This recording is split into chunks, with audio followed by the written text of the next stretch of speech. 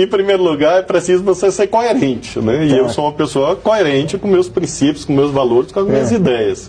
Em segundo lugar, obviamente, como um socialista, um comunista, um marxista, eu faço aquilo que Lenin recomendava, análise concreta da situação concreta. Então, Flávio Dino faz o que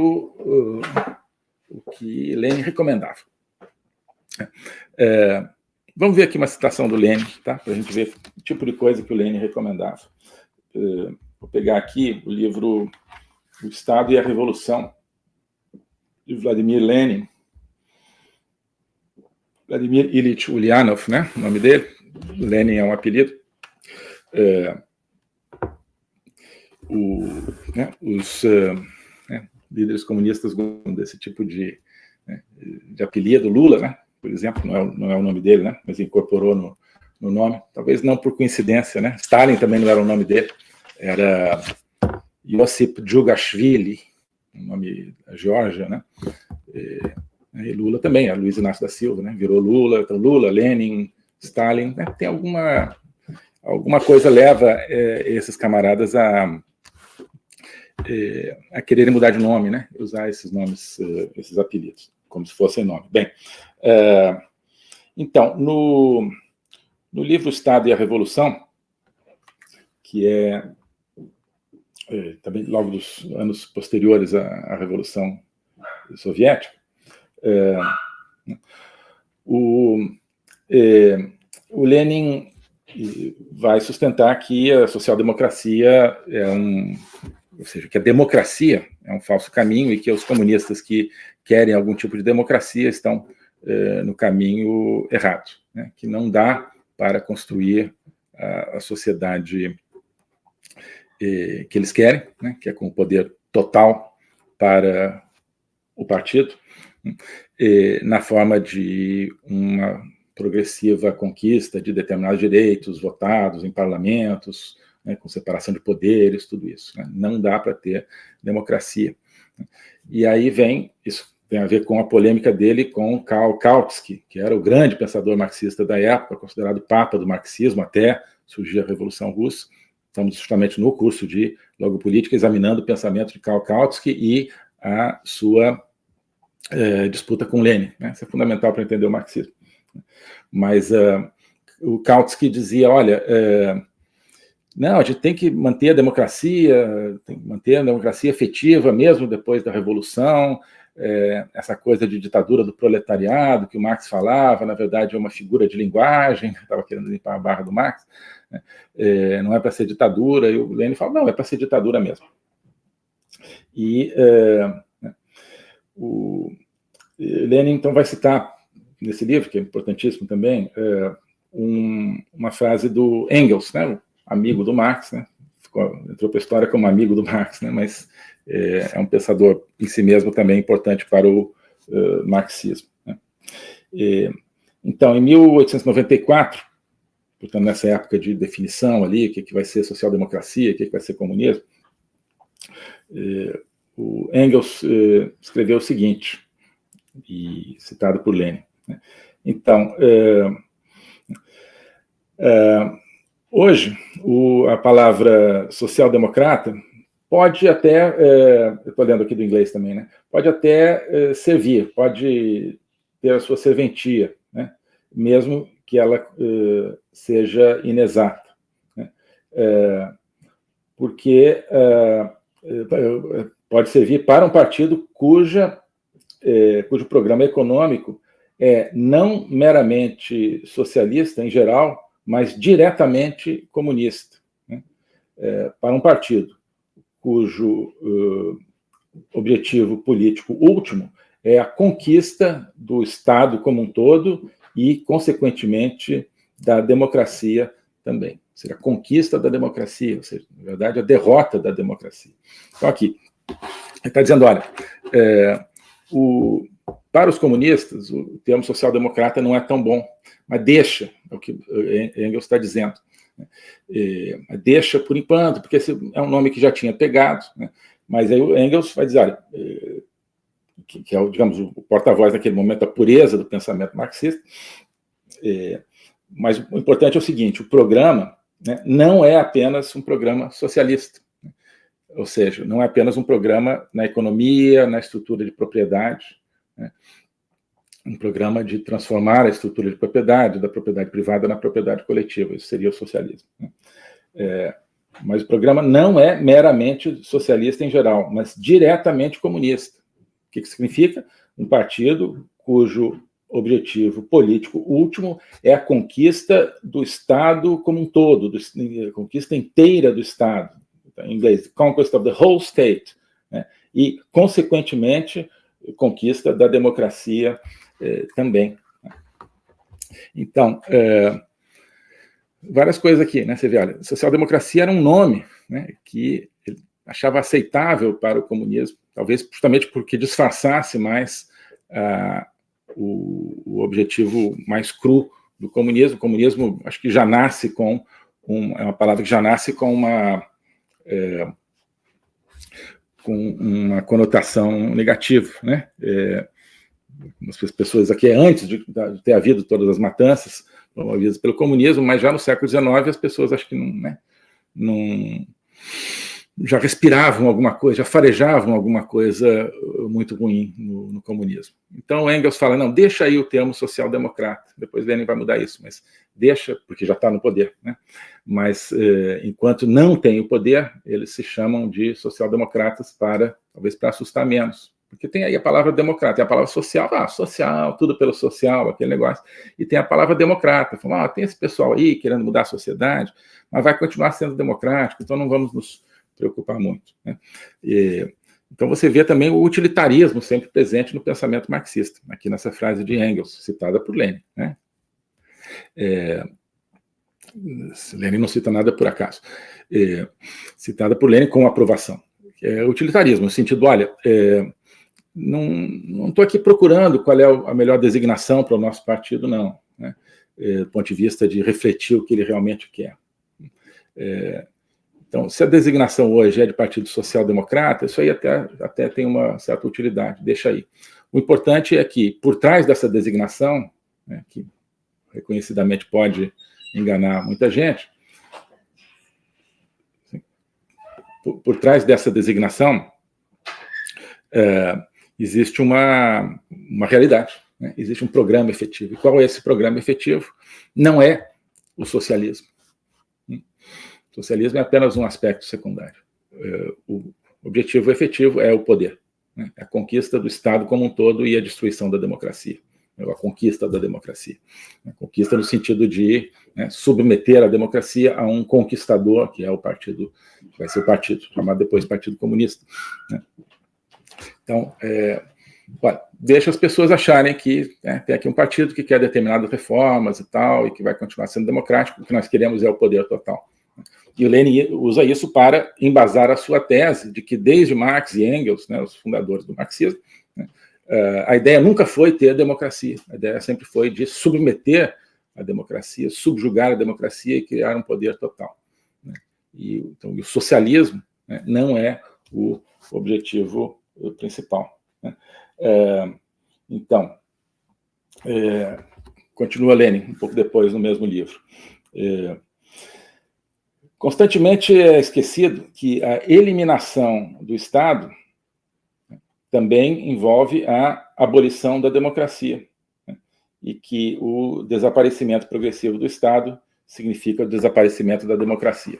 Porque o que é a doutrina marxista na forma que ela toma com Lenin? Porque Marx e Engels nunca explicitaram totalmente qual era a visão deles do processo revolucionário como um todo, né? Deixavam um pouco em aberto, propositalmente, provavelmente, para que coubesse muita coisa ali, né? O Marx deixa muita coisa, muitos fios para as pessoas irem amarrando depois. Isso é de propósito, né? Isso é de propósito justamente porque acho que ele já intuía que se você amarrasse tudo no começo, você perderia oportunidades de atuação. Então, o Marx, claro, a origem do marxismo está em Marx também nisso. Você tem um objetivo, que é o poder total, mas a maneira de chegar lá, ele deixa em aberto. Então, Marx não disse, olha, vai ser assim uma revolução conduzida por um partido desse tipo, papapá, fazendo tal coisa, acabando com isso, acabando com aquilo. Não, Marx não faz isso, nem Engels, né? Eles, não, deixam assim mais fluido. né, para que isso possa ser implementado de diferentes maneiras. A questão é o poder absoluto.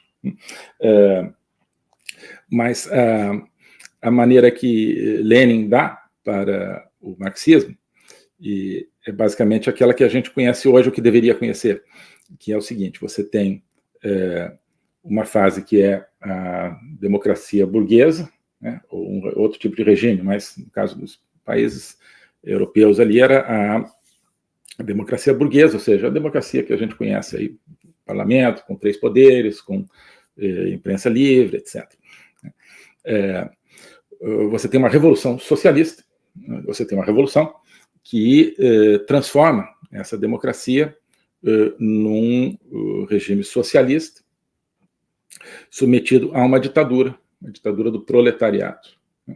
Então, você tem a substituição de um regime que, segundo ele, é falsamente democrático, porque a democracia burguesa, segundo ele, é uma ditadura da burguesia, por uma ditadura do proletariado, sem os instrumentos todos da democracia. Isso tudo é destruído.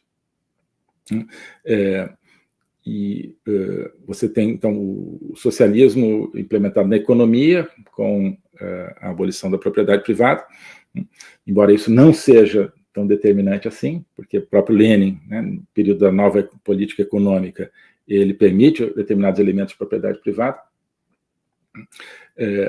mas então isso seria uma fase intermediária, e aí com o tempo, muito tempo, né, quando a diferença de classes estivesse completamente abolida, você já não precisaria mais do Estado, né? Então você tem, nesse momento da ditadura do proletariado, você tem um Estado máximo, né? Mas esse Estado vai wither away, a tradução sempre se usa em inglês, né? Se desfazer aos poucos, agora não me recordo qual é a tradução que se usa em português, né? Vai se desfazer aos poucos, e como se fosse naturalmente. E aí, quando o Estado desaparecer, você terá a sociedade comunista, que é uma sociedade sem Estado, é uma sociedade onde, né, todos funcionam sem precisar nenhum tipo de repressão, tá certo? Eu interpreto que essa sociedade sem Estado é a sociedade do poder tão absoluto que o poder já está dentro da cabeça das pessoas e não mais num Estado estabelecido com suas instituições, suas bandeiras, suas constituições, etc. Mas, enfim, a doutrina marxista-leninista fundamentalmente é essa sucessão de uma sociedade burguesa para um estágio da ditadura do proletariado com o socialismo, na forma de um instrumento para chegar ao comunismo. Então, Lenin vai dizer o seguinte, bom, já disse, né, falei já citei isso aqui, né, a eliminação do Estado também envolve a abolição da democracia, porque todos os marxistas concordavam que o objetivo último seria a abolição do Estado, isso está em Marx, né. Claro que isso é a maneira de Marx falar e tudo no marxismo também tem que ser submetido ao processo dialético, uma interpretação dialética. Então, a meu ver, quando Marx fala, né, que o objetivo último é a abolição do Estado, na verdade, o objetivo último é a exponencialização do Estado ao infinito, né, e a introjeção completa do Estado no ser humano, portanto, com a destruição interna da liberdade humana. Enfim. Mas o certo é que Lenin faz essa conjugação da abolição do Estado com a abolição da democracia. E ele diz ainda, né, a democracia, diz o Lenin, né, é uma organização para o uso sistemático da violência por uma classe contra a outra, né, uma seção da população contra a outra. Então, o que ele vai dizer? Olha, isso que é chamado de democracia é a burguesia oprimindo o proletariado. Então, o que nós vamos ter vai ser o contrário disso, né? Vai ser o uso da violência por parte do proletariado para oprimir e destruir a burguesia, né?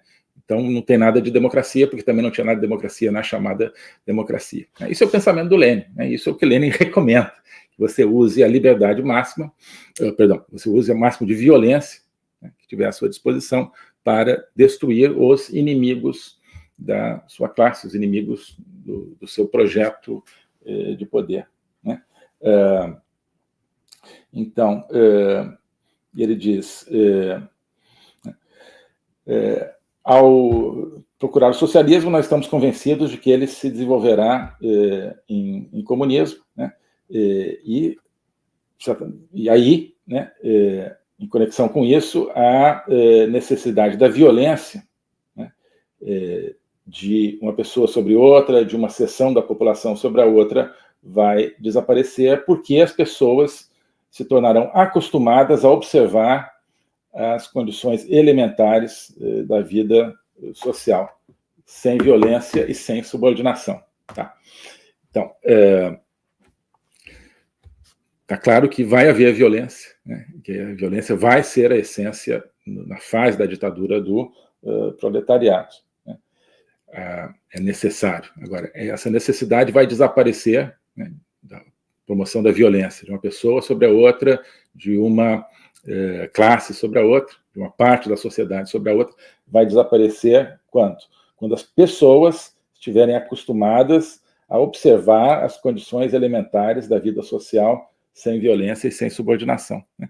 Ou seja, quando as pessoas tiverem introjetado o poder opressivo dentro delas, né? Não é exatamente o que ele está falando, mas é o que nós temos aí, né? Portanto, esse é o pensamento de Lenin, esse é o pensamento que está na forma do comunismo soviético, que depois é a forma do stalinismo, que é a forma herdada pelo Partido Comunista do Brasil, pelo PCdoB, e que, entendo, é a forma esposada pelo Flávio Dino, né? Quando ele diz que é marxista, comunista, que faz o que Lenin recomendava, e ele foi membro, né, de um partido que herda esse tipo de visão do Lenin, né, depois através da forma do Stalin, que se coloca como o verdadeiro herdeiro de Lenin. Tá? Então, isso aqui é um dos pequenos aspectos aqui da programação comunista. Né? Ora, isso é o que está acontecendo no Brasil, né? A destruição da democracia. Então, a destruição da democracia é o que Lenin recomendava, né? E nós estamos vendo a implementação da fase da substituição de uma democracia chamada burguesa, uma democracia clássica, uma democracia com divisão de 3 poderes, com, né, eleições livres, né, e limpas, com independência, né, dos 3 poderes, com enfim, liberdades básicas, liberdade de expressão, com Estado de Direito, direito à ampla defesa. Nós estamos vendo o desaparecimento de tudo isso, né? Então, essa fase da democracia burguesa já passou no Brasil. Nós temos agora o quê? A fase da ditadura do proletariado, só que não é o proletariado que fez a Revolução, como também nunca foi, né? Não foi o proletariado, não foram os trabalhadores que fizeram a Revolução Russa. Os trabalhadores russos queriam mais liberdade, né? E queriam né, menos opressão. No fundo, o Lenin lhes deu o oposto, em nome deles, né? Mas, então, no Brasil, o que se instala, né, se a gente fosse ler pelo Lenin, seria a fase da ditadura do proletariado, só que não é, né? É exatamente isso. É, sim, a fase de exercício da violência de uma parte da sociedade sobre a outra. Qual é a parte da sociedade que tem o monopólio da violência? É o corruptariado, ou seja, os corruptos instalados, né, em diferentes lugares do Estado, outros não necessariamente com cargos, né, no Estado, mas com poder exercido junto a esse Estado, né, e suas associações com o próprio crime organizado, que passa a ser um dos implementadores dessa violência de um grupo sobre outro grupo da sociedade. Sim, esse corruptariado é muito pequeno, é muito pouca gente, mas com muito poder, então você pode colocá-lo, sim, como um de 2 grandes grupos da sociedade. O grupo do restante da sociedade é imenso, numericamente, mas extremamente frágil em seus instrumentos. Então, hoje você tem a ditadura dessa classe, Então, a ideia é que a classe proletária seria majoritária, mas o seu poder sobre o que restava da classe burguesa não decorria do fato de ter mais proletário do que burguês, né? Porque se fosse isso, eles poderiam conviver com a democracia. Tem muito mais trabalhador do que burguês, então, a democracia vai ser dos trabalhadores, eles é que vão decidir. Mas não, né? Lenin nunca quis isso. Lenin nunca quis isso, porque ele sabia que isso ia gerar realmente algum tipo de democracia. Não é o que ele queria concentração absoluta de poder para chegar ao comunismo, no sentido de introjeção completa do poder dentro das pessoas. Então, a questão majoritária não é problema. De forma que no Brasil, né, o corruptariado não precisa ser mais numeroso do que a população como um todo. Ele é infinitamente, quase infinitamente menos numeroso. O corruptariado são talvez algumas centenas de pessoas que realmente manejam o corruptariado. Quer dizer, o Politburo são algumas dezenas, se tanto, de pessoas, né, o centro diretivo, o núcleo diretivo. Depois você tem ali o pessoal que gravita em volta, querendo chegar mais perto do poder, algumas centenas de pessoas, e depois alguns agentes implementadores ali, alguns milhares, talvez, que estão ali à disposição, mas é uma parcela ínfima da população. O globalismo existe, é uma coisa concreta. Ele é composto pelo Great Reset, do Fórum Econômico Mundial, pelo projeto hegemônico da China, pelo programa de manipulação e conquista da América do Sul pelo Foro de São Paulo e outros elementos. E esses elementos eles atuam uns em benefício dos outros, sempre, principalmente através do controle da linguagem, porque o controle da linguagem é o controle do nosso pensamento. Então nós estamos tendo o nosso pensamento reprogramado, e essa reprogramação vai contra a nossa liberdade, vai contra a essência do ser humano. Isso é o globalismo. Com base nesse estudo, nessa experiência, é que eu criei o curso de Logopolítica. Toda semana eu dou aulas sobre geopolítica, literatura, filosofia, cultura de um modo geral, tudo isso em conjunto formando um espaço de conhecimento que eu denomino a logopolítica, para nós não apenas entendermos a ameaça do globalismo, mas podermos nos contrapor a ela. Se você quiser entrar nesse projeto de conhecer o globalismo e enfrentar o globalismo, clique aqui